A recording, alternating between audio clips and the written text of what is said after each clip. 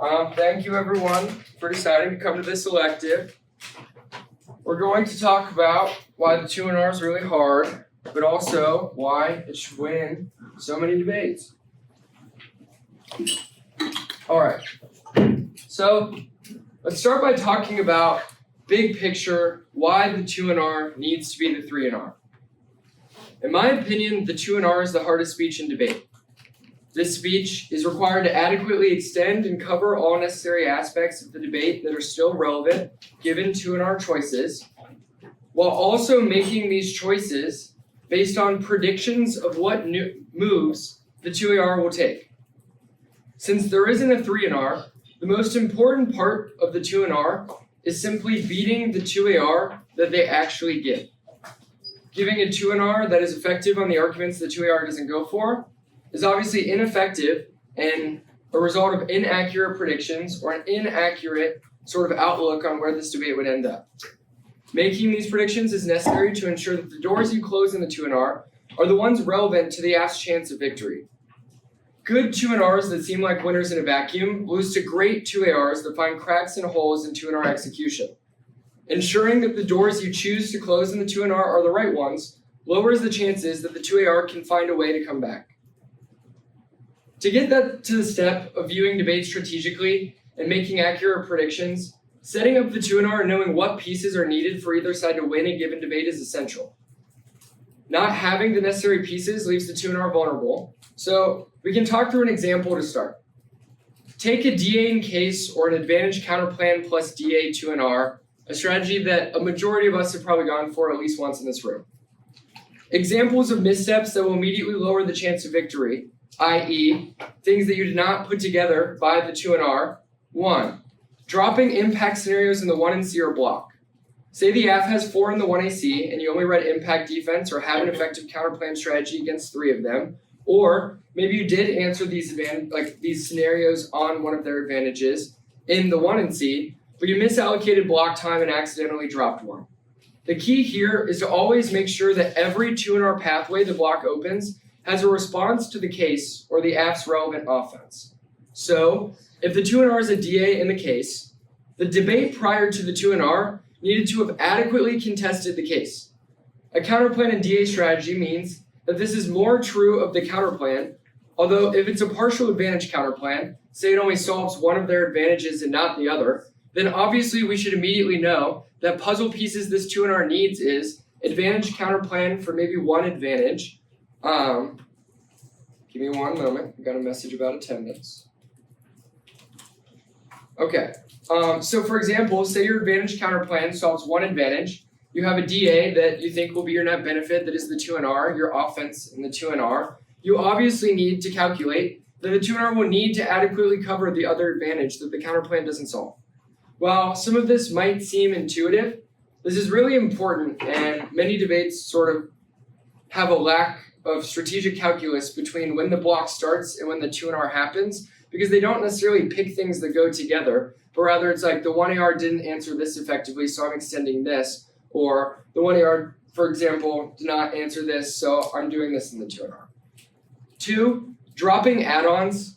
If the block or the 2NR and LD mishandles an add-on from the 1AR, that door becomes exceptionally hard to close. The debate then comes down to somehow winning via impact framing or answering other parts of the AF that it applies. So for example, if you drop an add-on in the block, a way that you can put the 2NR puzzle pieces back together would be like solvency takeouts to the AF. So the college topic last year was no first use was a very popular AF. People said no first use against all countries or an individual country, and it was about nuclear weapons. A solvency argument was that NFU is not credible and countries would not believe that commitment for the US just saying that we would not nuke someone first. If the 2AC read an add-on and had a new reason why an NFU policy was a good idea that relied on the same solvency claim, we haven't lost this debate. The way you answer the add-on that you dropped in the block is by extending the solvency deficit in the 2NR and then explaining why they obviously can't solve the add-on if you win that solvency deficit. What I mean by that is like you had a solvency argument in the 1 and C, you extended that in the block, but you dropped the add-on in the block. And the 2NR, your answer to the add-on is the solvency argument that beats that part of the advantage, because obviously If an advantage does not have solvency, the capability to resolve its internal links, then it will not be effective for the add. And so in these 2 NRs, if you drop an add-on, it's a fairly decent chance you'll lose. However, there are puzzle pieces that you can kind of put in that solve this problem for you. So solvency answers that take it out. Maybe there's something else, but I think usually that's the most effective way to deal with that. The other thing is like maybe this add-on has a similar uniqueness claim to like some other scenario.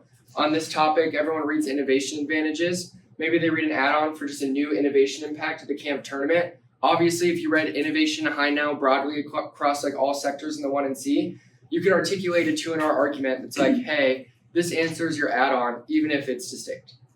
Third, dropping theory arguments. If you were at my lecture yesterday, we talked about this for a while. Conditionality would be an instant loss if the block drops it. 2 NR and LD, obviously instant loss if you drop conditionality. Potentially other theory arguments may implicate your 2 NR strategy. For example, if you think that your 2 NR strategy involves a counterplan that goes along with your net benefit, and you end up not answering theory arguments in the 2 and C, you will not have the avenues available to you to close the doors necessary, i.e., they will have the counterplan get kicked out of the debate because you will lose said theory argument. There are more of these, but generally, I always caution about these possibilities because as a 2N who gave a very large amount of DA in case 2 NRs last season, I often found myself caring a lot about case defense and coverage in the 2 and C and 2 NR.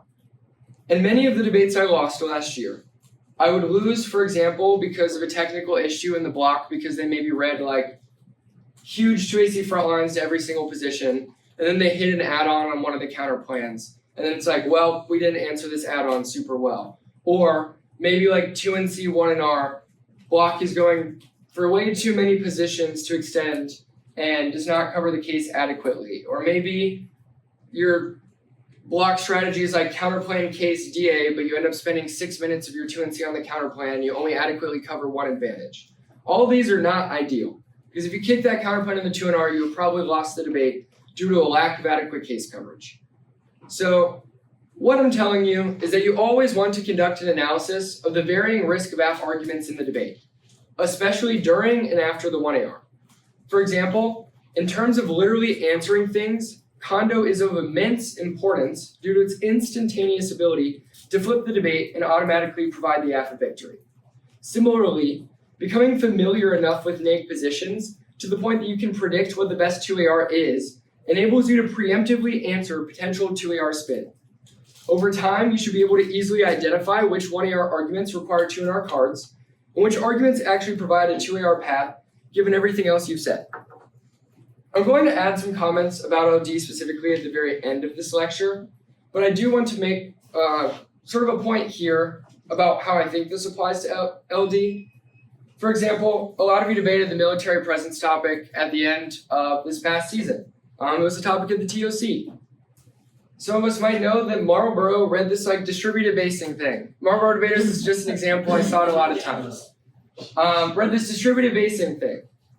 Obviously, we know that a 2AR Marlboro wants to give is distributed basing solves the link to your disadvantage. We all knew this before the debates happened. It said it in the 1AC on the advantage as a preempt. It said it in the 1AR very clearly for everyone to see. Yet, no one in their 1 and Cs was preempting this argument and reading extra link cards. At Harker, we instructed our students, why isn't the Saudi Assurance DA like 8 cards in the 1 and C and you read link arguments about distributed basing in the 1 and C? Because you know the 2AR they will give is distributed basing solves your DA. So quick pitch to the LDers. If you know what their 2AR strategy is against position, why are we not starting that debate in the 1 and C? I.e., if you have to win the link argument, answers distributed basing solves. And obviously this applies for you all when you answer other teams' AFs. But if you know that the 2AR they will give is distributed basing solves, in LD you should read a link argument that answers distributed basing in the 1 and C. Because it immediately makes the 1AR infinitely harder because they can't just read their gray highlight in the 1AR that's like, you didn't read a card about distributed basing. And it's like, this isn't you all. This is like every AF on the topic. Everyone has their spin. That was just an easy example to give. And so the way that we try to combat that at Harker is we instructed students to read arguments that preempted these 2AC answers, or I guess 1AR answers in LD, that we knew would be their 2AR. In policy, you have so much speech time. Please don't like read 7 card 1 and C shells that have like 2 links and like multiple internal links. I promise not worth it. In LD, very much worth it, I swear, because if the 1 and C reads extra cards on the positions that are valuable, and then the 1AR only reads like 4 cards, and then the 2NR reads 6 more cards, the NANC has now outcarded the AF like 12 to 14 to like 4, and obviously the 2AR and LD can't read cards. Like there's not enough time. So we'll get to that more later, but yes. And that's great. I'm going to talk about why that's an amazing thing when I get to the bottom of this lecture. Okay, so in addition to this, going back, so the last thing we said, case defense and coverage in the 2NC and 2NR matters a lot, especially when we're going for DA and case strategies, or if the block has a counter plan that we are not certain will be in the 2NR. So risk analysis about different positions, it matters a lot, and over time you should be able to identify, for example, even for us policy people in the room, if we were to look at that 1AC we were just talking about in LD, you know that the 1AC has an argument built into it that says the AF solves this link argument to this DA through this like solvency argument, through this solvency mechanism. We do this distributed basing thing, and there's no link. And so when you see 1ACs that have these built-in answers, you should think to yourself, how am I going to deal with this in the block? They're literally telling you what their 2AC is going to be. And on most positions, the argument that they have established in the 1AC to either straight turn your DA or provide link defense to your DA is usually the 2AR they want to give.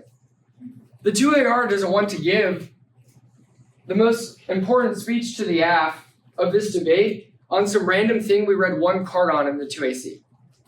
The 2AR wants to win this debate on the thing that there are 10 cards in the 1AC that answer that gray highlight and immediately just eviscerate everything you've said. An example of this is like ban IP counterplan against a patent ZAF, so ban patents counterplan against a patent ZAF, and it has a huge innovation advantage. Obviously, I mean, at least for the majority of people, the 2AR you want to give is the one that uses your entire advantage to impact turn this counterplan and say that patents are good.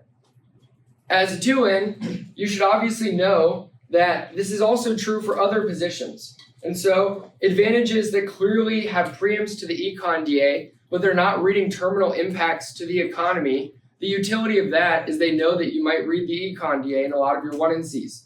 So we should adequately deal with that, because when teams decide to put preempts or arguments that interact with DAs in their 1AC, there's a good chance that those are the arguments they want to go for in the 2AR.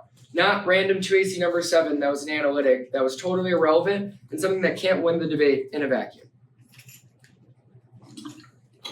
Moving beyond that.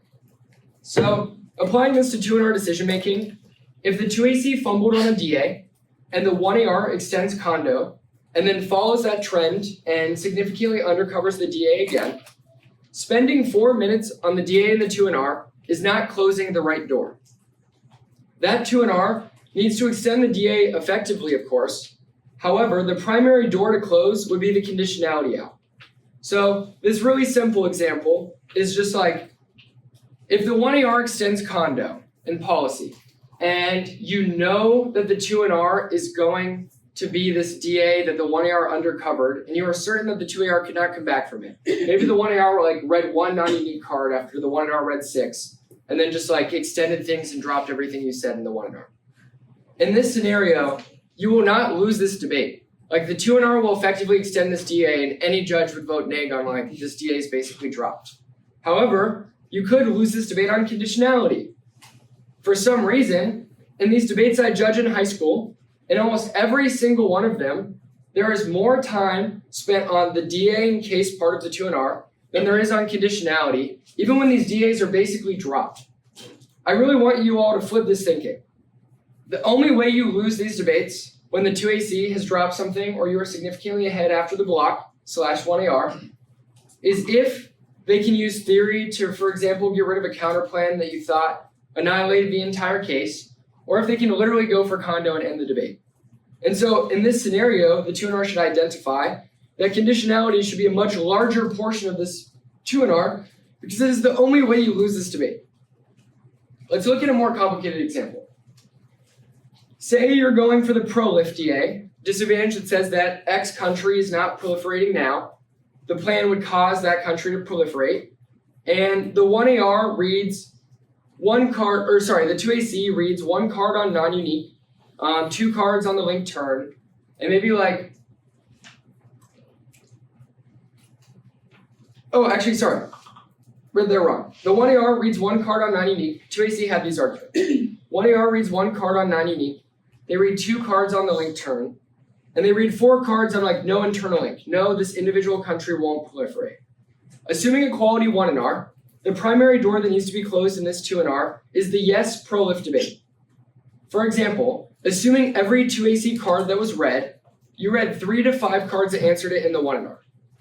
When we're thinking about this from just like debate math perspective, if the 1AR had 1 more non-unique card in addition to their 2AC one, and they had 2 more link turn cards in addition to their original one in the 2AC, you should think about it like this. The 1 and R already read 3 to 5 cards that answer this position. We have significantly outcarded them, and there is a good chance that they have not read evidence that is distinct from what the evidence we have already read assumes.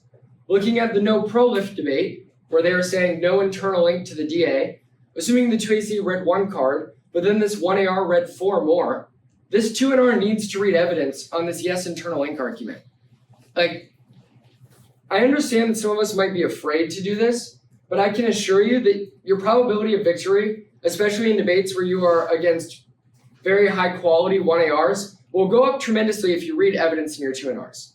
Like, this is a DA where you probably lose on this like no internal link to these 4 cards they read in the 1AR if you are not reading more evidence and have an even number of cards from the 1R. As the neg, you never want to be in a situation where the AF has matched you in the amount of cards they have.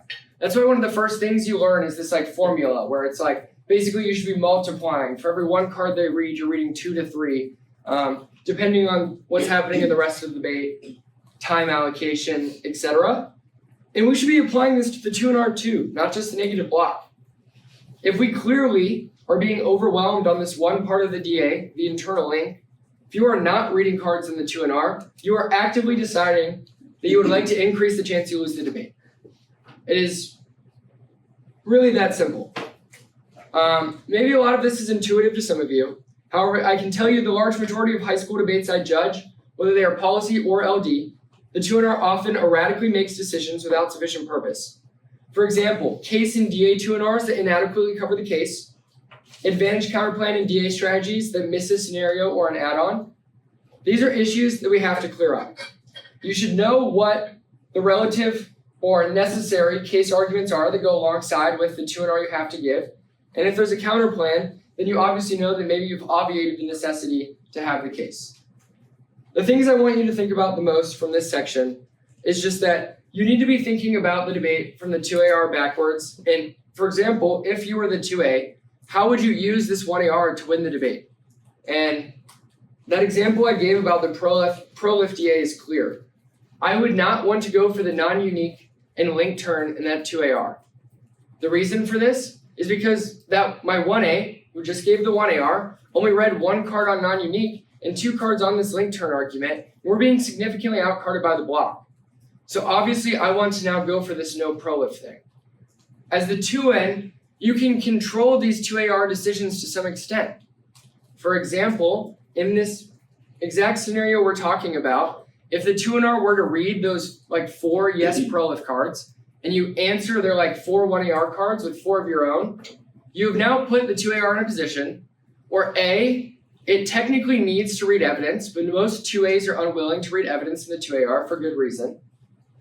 2, it puts you in a position where you might have just forced that 2AR to go for non-unique and link turn instead of the no internal link, which is an argument that they've been smoked on since the 1AR, because we already outcarded them because the 1AR read a ton of uniqueness cards, a ton of link cards, and the 1AR just haphazardly extended this non-unique and link turn argument in the 1AR. So you can choose your 2 and R strategy, where to read cards, where to allocate time, in an effort to force the 2AR into specific decisions where you know it's not good. So like the no prolif or the prolif DA, no internal link like X country won't proliferate is a fairly compelling argument. There are a lot of reasons why a country like Japan, South Korea have numerous reasons historically, strategically, etc., economically, reasons why they wouldn't proliferate. Forcing this team to go for this non-unique and linked turn argument that is clearly underdeveloped is a much better world where I would like to just sit down and casually listen to the 2AR than if I did not read evidence on this no internal link argument and I had to listen to them literally rant for 3 minutes about that one thing with a bunch of warrants. Say this too much, but TLDR, please think about what the best 2AR is given the positions you have in the block and make every decision forward based on that thought. The only thing that matters is what quality 2AR they can give and how we obviate the ability for them to get to all of the pieces necessary to win that 2AR. So over-covering the case in the block, it's actually a good thing, assuming that you're not reading repetitive cards. And this is true in LD as well. So if you're a policy person, 2NC on the case debate, LD person, 2NR on the case, assuming it's like a DA in case 2NR for the 2NR and LD, for people in policy, it doesn't matter because this is still the block, not making choices yet necessarily. Reading cards on the case is incredibly valuable. However, the number one thing is they should not be repetitive. In almost every debate I judge, here's 3 no pandemics cause extinction cards that have the exact same warrant. Lethality is insufficient because if lethality is high enough, everyone dies too fast, or it doesn't have enough virulence, so it doesn't spread far enough. For example, no US-China war. People will just read the same 5 cards that are economic interdependence means the US and China won't go to war. There is literally no utility behind this. You can read 10 cards that say that. If the other team reads cards that answer that premise, assuming all of the warrants behind why it is true are the same, congrats, you have 10 people that say the exact same thing. On case debating, solvency arguments. For example, you might read a 1NC general solvency argument. The block extension of this should be numbered, and every single number should be a different warrant, i.e., the 1NC says, AF doesn't solve because X, insert analytic that's 2 sentences. More reasons. 1, card with a distinct warrant. 2, card with a distinct warrant. You should do that with solvency arguments. You should do that with case defense. So for example, your no US-China war block for the 2NC or the 2NR should not be just the same argument over and over. You should explicitly prepare so that you have different warrants that the 2NR can go for, and you can actively choose which ones to read in different debates. That's really important. I promise you should think about it when you're preparing your case snags. It's just am I reading 10 cards that say the same thing? If yes, ask yourself, why am I reading 10 cards that say the same thing? You will not have a justifiable answer, and you should just do what I said, which is have a variety of warrants, clearly isolate the distinction in warrants by, for example, setting up numbered walls of arguments when you extend things, and you'll be in a really good place. I want to talk about core 2NR strategies on this topic now that we'll be going for at the camp tournament and all of the arguments that you can potentially lose on that you need to be thinking about when going into your 2NR. Topicality. This will be really brief because this camp hasn't covered topicality too much. There will be AFs on this topic. Some have already been seen at this camp that make incredibly small changes to patent law. Examples of this I have seen are maybe the blockchain AF. My opinion, it's fairly small change to patent law. I guess I don't think we're going for T against the marijuana trademarks AF. However, what I will say is that is an example of one where you might think about topicality before you head to the first tournament of the season just to see if there is a violation that maybe you can read against that AF. Put simply, T significantly strengthen, T strengthen. I've seen a few labs have individual arguments meant to exclude smaller changes to patent law that just make it more efficient. So for example, strengthening the rights of already existing patent holders. So strengthening basically patents that already exist. There are certainly definitions of T strengthen that say you cannot do that. They say that the AF must increase the amount of patents, not increase the efficacy of existing patents. There are also arguments that obviously say the opposite, which would be your 2AC counterinterpretation. But important thing to note here is just T will be a thing on this topic. We won't really be going for it at the camp tournament too much unless you were planning that in your lab. So I don't want to talk about it too much since it wasn't a generic that everyone has access to.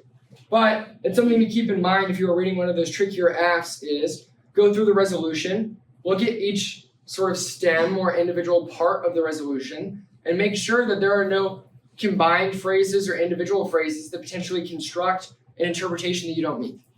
It's really easy to do. You can go through, for example, before you get back to school, go through all the other camps' Topicality starter files, look at all the interpretations that they have. There are always weird T1 and Cs that you don't have a 2AC2. At least in my experience, like people will read things that are absolutely nonsense. When I was in high school, people read cards that said that reduce means to increase. Like literally, and would read this in 1 and C sometimes on the arms sales topic. That is an example where like I didn't have a 2AC when they said that. Obviously it's nonsense, but like, wait, where's my definition file that says the opposite of this? Oh no. And so you should have those things ready, and going through every camp's Topicality starter packet will show you almost every feasible topicality argument that could arise on this topic. Sui generis and spillover DA. This is a great position to go for if you want to specialize this year and identify specific teams to prep strategies for. You should treat prepping this counterplan like a checklist, and if you find teams who clearly don't have built-in answers to this counterplan, you should immediately be implementing it into your case names as a viable 2NR. So the checklist I would sort of have is this AF, okay, I know this camp put it together. I'm going to check out their AF file and see like what do they think about the sui generis counterplan. Okay, these are their 2AC deficits. Then the question you ask yourself is, are these real things? Something you'll notice, something we'll all see at the camp tournament, some of our AFs don't answer the sui generis counterplan very well. I think it's pretty good against this military software AF. I don't know if others have other thoughts for reading said AF, but that would be an example where I might view that AF and think there's not a deficit to the sui generis counterplan, so I know that that's going in my case name. I know that this is something that I intend to go for, that the affirmative has a weak 2AR against. We know the 2AR will be weak against this position because we did research against this team and figured out that this is something they want to go for. Competition. This will be something that's easy to deal with. This is a low-risk 2AR option. This is basically a pick out of the topic areas, kind of not a pick, kind of is. Basically a counterplan that actively chooses not to do one of the topic areas, and it doesn't do patent, trademark, or copyright law. That should make the competition debate, for the most part, fairly straightforward.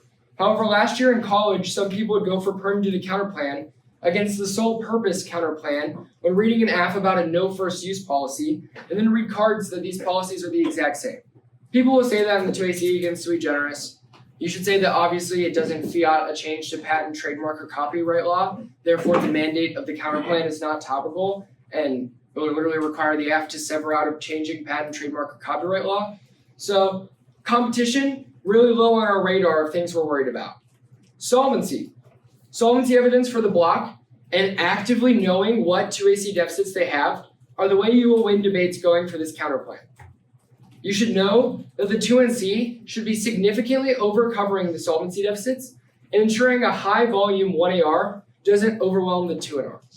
What I mean by that is the 2NC needs to be reading enough solvency evidence that if the 1AR stands up, goes for one solvency deficit, and reads 4 cards for it, then we had enough cards in the block that were not just absolutely just eviscerated. And so the thought process there is just, for every solvency deficit, you should be reading at least 1 or 2 pieces of F. And for any solvency deficit that you genuinely think is like a real argument that could be a 2AR against this position, we should be reading 3, 4, 5 cards. Because we do not need to be giving 2NCs that have 2 counterplans and like both advantages. We need to be giving 2NCs that have the sui generis counterplan that certainly solves and we have a robust defense of it, and then a middle level, I'd say, coverage of the case in case we don't go for this counterplan. Net benefit. Winning a net benefit for this counterplan should be fairly easy. 2 reasons. 1, the counterplan solves the entirety of the AF in scenarios where you're deciding to extend it in the block, because we figured out what the other team's 2AC and 1AR strategy is against this counterplan.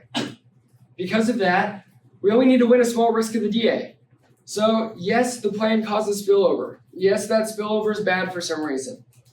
No, these DAs aren't great, However, yes, like the spillover DA and the core clock DA don't have to be of very high quality, because going alongside a counterplan like this one, the purpose, the only utility of this counterplan is to literally solve the entire AF.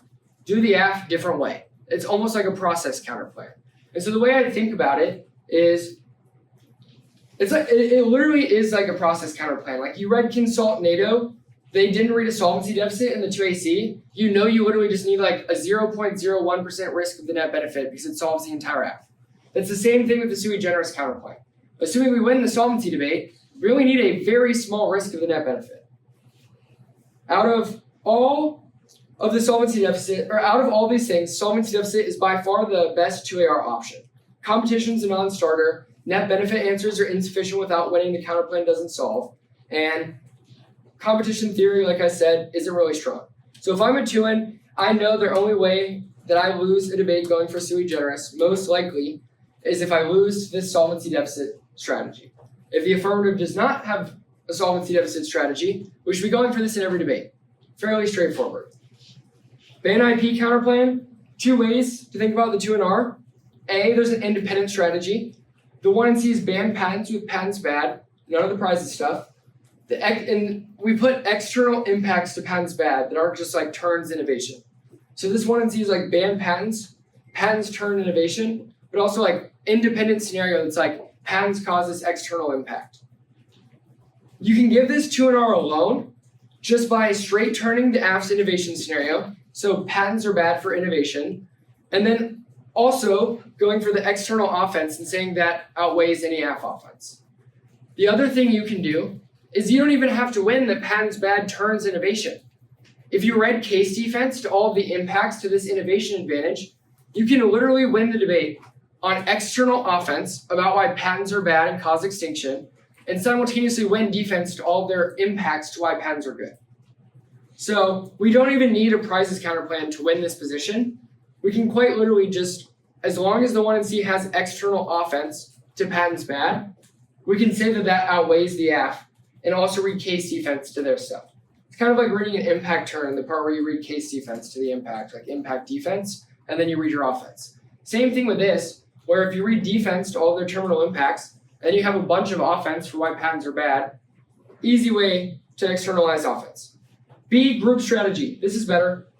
Prizes plank and the ban plank together. This has incredibly high utility since the number one argument you lose to with this strategy is obviously just IPR or patents good. This counterplan allows you to solve a majority of the AF offense for why patents are good before you even read the patents bad impact term. The prizes portion of this counterplan, the whole utility of it, is that it significantly lowers the bar for the amount of internal link turning or impact defense you need to win.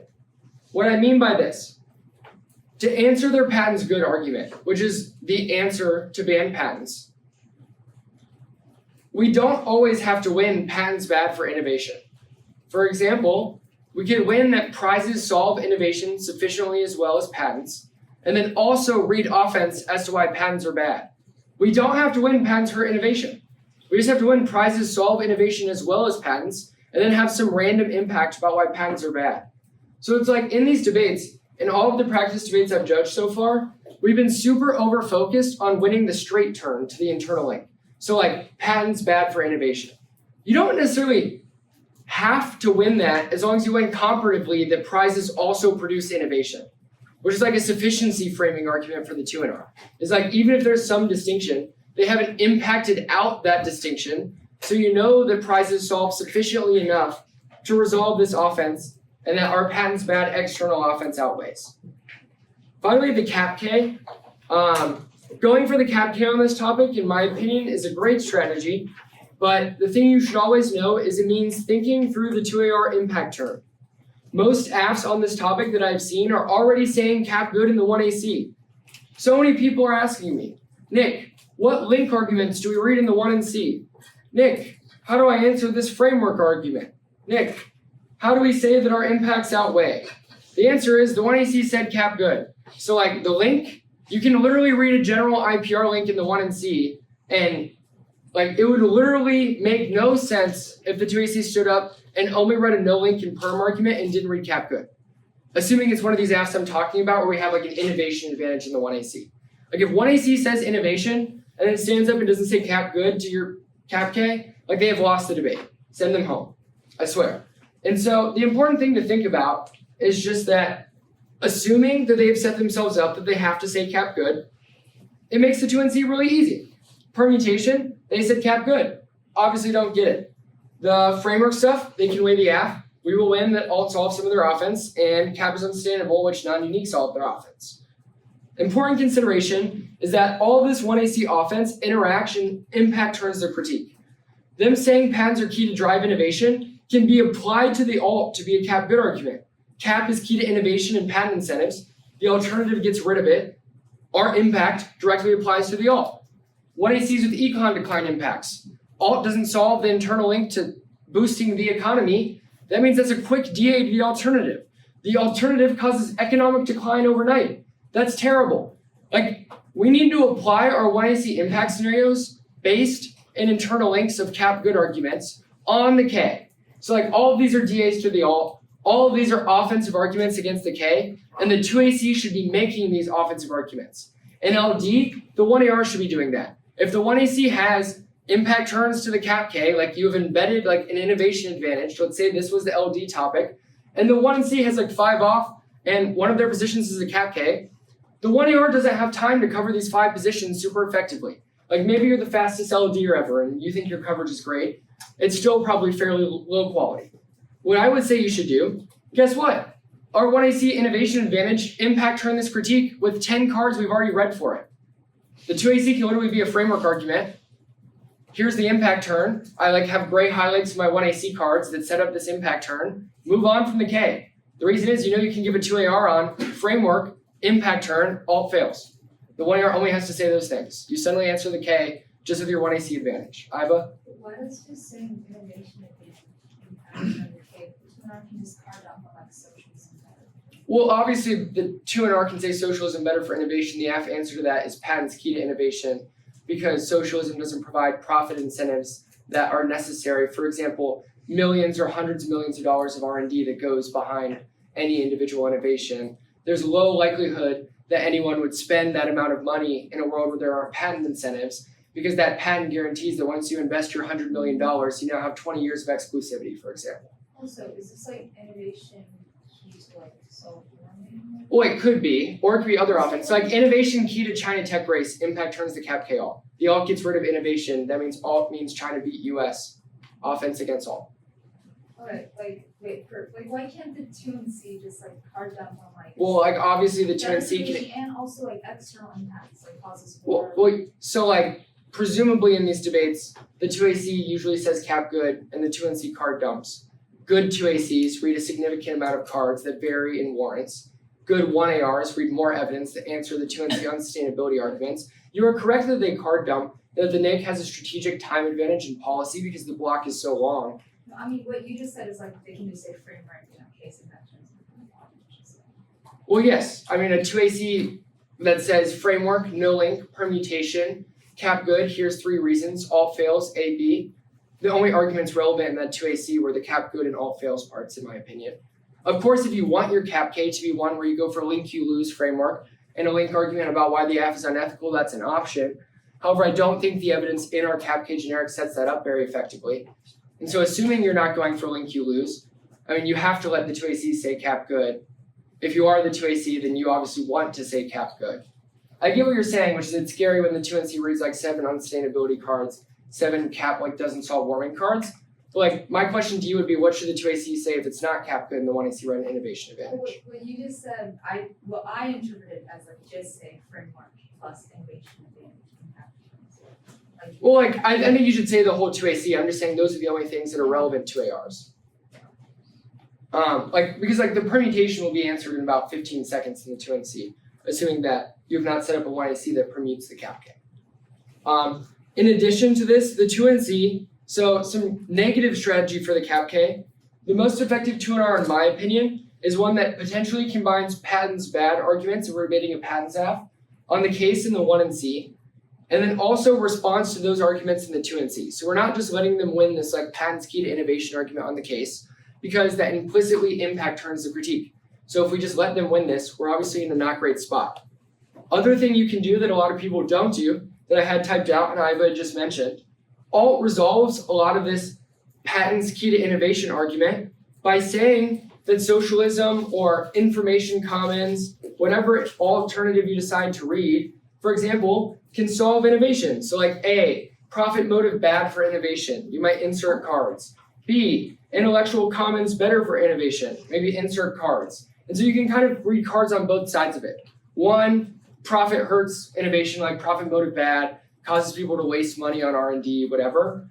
B, intellectual commons is better for innovation because maybe like open sourcing or sharing of information spreads knowledge more effectively. Either way, I think a 2NR that incorporates alt tricks that solve their innovation offense is better than the 2NR that solely goes for capitalism, sustainable, and turns your like impact uniqueness. Having the alt is really useful. Like you can win the cap K without an effective alt argument, but it's usually harder. And if the 1AC, 2AC, 1AR, 2AR are effectively extending their offense from the 1AC, it will make it really difficult if you don't have anything that interacts with this patent's good stuff. I need to go through 2NR blocks really quickly. Thoughts I have. So writing 2NR blocks in advance is good, especially if you're doing scouting and responding to at least the 2AC, hopefully the 1AR strategy this team goes for. Maybe they don't open source their 1AR blocks. That's okay. Hopefully you can at least find their 2ACs. But you want broadly applicable 2NR blocks. T overviews, DA impact overviews, 2NR uniqueness walls, 2NR link walls, 2NR counterplans solvency explanation for specific AF internal links. What I mean by this is, you're not writing the sui generis counterplan generic 2NR overview. You're writing the 2NR sui generis counterplan overview against the green patents AF, and the 2NR sui generis overview against the military software AF. Like we do not want to read one same 2NR block. We want to modularize these things so that we are prepared for different variations of this 2NR against different apps. The reason why this is valuable, have to skip a little bit because we're running out of time. The reason this is valuable is because in the debate, if you already have these general blocks typed out, so my T overview, my DA impact overview, my uniqueness wall, etc., you spend the entire 2NR prep time, and while the 1AR is finishing, just kind of editing and updating your arguments to be more contextualized to the 1AR. If in every debate you start fresh before the 2NR and have to write everything, you are putting yourself in a fairly rough position. If you know you go for the same DA in half of your debates, why do you not have an impact overview prepared for like the 4 most common apps on the topic? It would take you maybe 30 minutes, up to an hour max. So the only answer is that you didn't think to do it. And so importantly, have the general 2NR blocks so that during the 2NR prep, you can make those blocks specific to the debate that's happening in front of you. This is really important because so many debates are lost just because it's like, I didn't have time to like write an answer to this and didn't get to it. Or, oh, my answers at the bottom of this 2NR were so underwhelming compared to the top. The reason is because you did not set yourself up for success in the first place. Some coaches might say 2NR blocks are bad. I would love to hear why 2NR blocks are bad in a world where they are modularized effectively. Because usually the criticism is that you're giving the same speeches over and over in different debates. If you have set your 2NR blocks up so that they can be edited and adapted to different debates, you should avoid that criticism. It feels like you're giving a fresh 2NR every time. And so just keep this in mind. 2NR blocks are good. Just make sure they're not like DA link overview 2NR, and then you read the same one against every AF. It's like DA link overview versus X AF. Scouting, I have to go through this really fast. What I would say to you all is just that in terms of scouting, if your opponent puts 1AR cards in LD or 2AC 1AR cards in policy, teams that you debate commonly, teams that you know, you go 4-2 at high school national tournaments, or you go, like you think you'll be 5-2 at the Glenbrooks. You should be prepping teams that you think will go 4-3 or 5-2 or 6-1. Prep debaters who are in the relevant bracket you are debating in. Yes, obviously anything can happen. Anyone can win at any time. However, if you've gone to half the tournaments of the season and you know that you only break by one debate, and if you would have lost that debate, you wouldn't have made it to the elims, you should be prepping to debate people who commonly have to win the last debate to get to elims. If you are someone who wins every tournament and you're just the best debater around, you should be prepping the other teams who get to semis and finals of every tournament, the other debaters who get to semis and finals of every tournament. If you are someone who's breaking in every tournament, prepping a novice who just entered the varsity pool obviously is not the most effective use of our time. So please just make sure that we are allocating this prep in the right places. So the teams you should be re-highlighting the cards of and writing these specific 2NR overviews against are the teams that you know you have to be to get to where you want to be. And usually that's the team you need to be to get to the elims when you debate them round 6 in prelims. Really quick, non-LDers, I apologize, but I just want to contextualize this for people for a minute. LD 2NR comments. 1, read more cards. I already said this earlier. It also depends on who's judging. Given the 1NC versus 1AR versus 2NR time disparity, if a 2NR is a process counterplan, you have plenty of time to read a plentiful amount of competition, solvency, and net benefit cards because your 2NR is literally one position. If the 2NR in a process counterplan does not have enough time to do these things, I have no clue what you're doing. Literally, they say competition, they say counterplan theory, they say solvency deficit, they say quick answer to the net benefit. We have 6 minutes to just literally dump cards on each individual part of this to make the 2AR impossible. Whenever I judge debates where this happens, I'm very happy. Whenever I judge debates where they don't read 2NR cards, I'm really upset. Really simple. An example of this really fast, and then I'm going to kind of just wrap this up so we can move on. DA in case 2NR, the Saudi Pro-Lift DA on the military prisons topic. The 1NC was 4 off, Saudi Pro-Lift DA. 1AR is non-unique, no link, thumper, no pro-lift. A 6-minute 2NR, this is really easy. 40 seconds on your impact overview and turns case. 45 seconds to answer non-unique. Read 2 to 3 uniqueness cards. Yes, it is unique. And then apply those as warrant answers to the warrants that were in their non-unique. Yes, link argument for 1 minute and 15 seconds. Read 3 cards, provide link answers. Answer to the thumper should be 20 seconds. We already did the uniqueness debate. We'll read 1 more card that answers this specific thumper. And then no pro-lift, let's answer that for 45 seconds. Read 2 to 3 cards. If you follow this time format, which if anyone wants to come to research, I can show you that you can do this in that amount of time. It would take you about 3 minutes and 45 seconds, and you have read anywhere from 8 to 10 cards. I would love to hear a reason why that would be a bad thing. That 2AR is so much harder. That 2AR is not going to read EV, obviously. It has to answer all these things. Assuming the 2NR is not just making all new arguments, and these are just more links or more answers to what the 1AR has said, you are setting up automatically winning the debate, assuming that you have followed this formula and doubled or read 3 cards on every 1 card they've read. It can be hard in terms of efficiency, but this example I just gave you gives you 3:45 for cards and answering the DA line by line, 15 seconds to kick out of things, assuming the 1AR didn't say condo, or that's not an issue in this debate, and then you still have 2 minutes for case defense. Usually in the 1AR and LD, people kick case impacts. So 2 minutes should be plenty of time to beat whatever is left. Second, I already said it, read better 1NC shells. For example, if we know that someone goes for distributive basing and doesn't solve, the 1NC, instead of reading 11 repetitive case arguments, should be reading 1NC evidence that assumes these no-link arguments. We should be reading answers to their best answer in the 1NC. The only reason we wouldn't do this is we think that our cards aren't good enough. If our cards aren't good enough, cut better cards. We should be willing to put our cards in the 1NC and say the other team is wrong, especially in LD where the time is so short and you have so little time to come back. Third, final thing, skew the 1NC. The debates I've seen with the worst 1ARs are usually something like short T argument, process counterplan, advantage counterplan, critique, 1 or 2 topic DAs, impact defense on the case, maybe 1 or 2 card impact turn. This 1AR is pretty hard to give. The reason this 1NC makes the 1AR so hard is argument variety. There's only one, and this is the same for policy, by the way. 1NCs follow the same theme. There's only 1 T-shell, so there's minimal room for cross applications, and the 1AR should be at least double the time spent as the 1NC.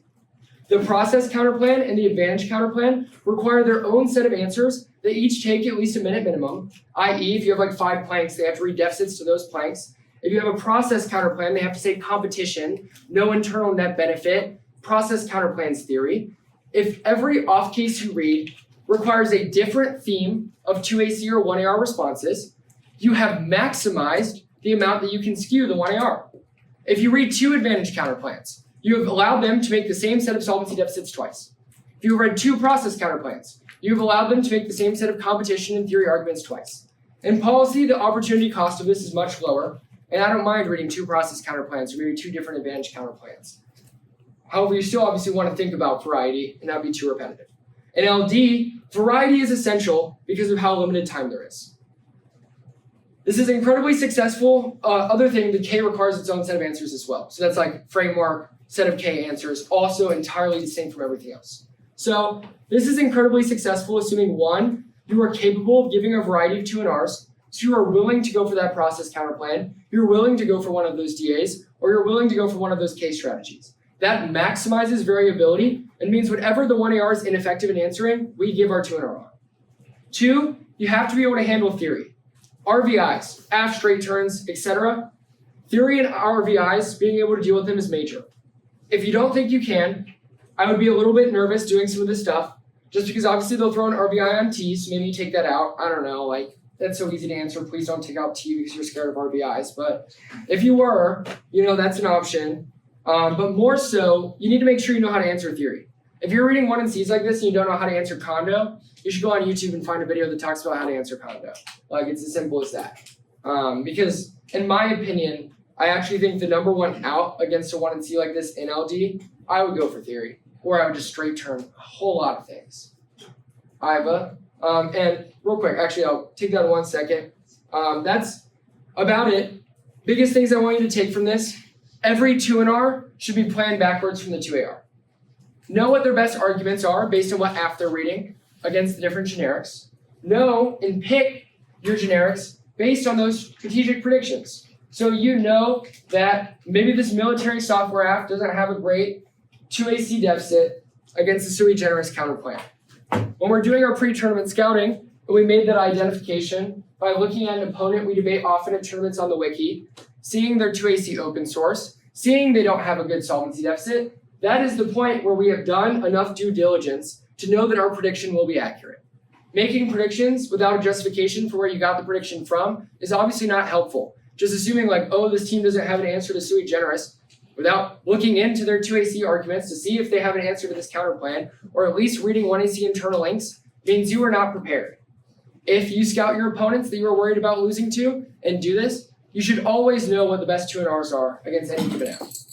Obviously, new apps exist, which is why you should think about generics backwards from the 2AR and the way that those apply against new apps.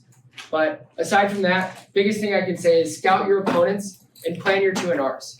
You shouldn't just randomly decide what you'll go for in a debate while the debate is happening. You should have already thought through why you would go for each individual 2 and R and what the utility is behind choosing an individual position over a different one. Hopefully that all makes sense. I'll take questions up here since I know people want to run to the next select.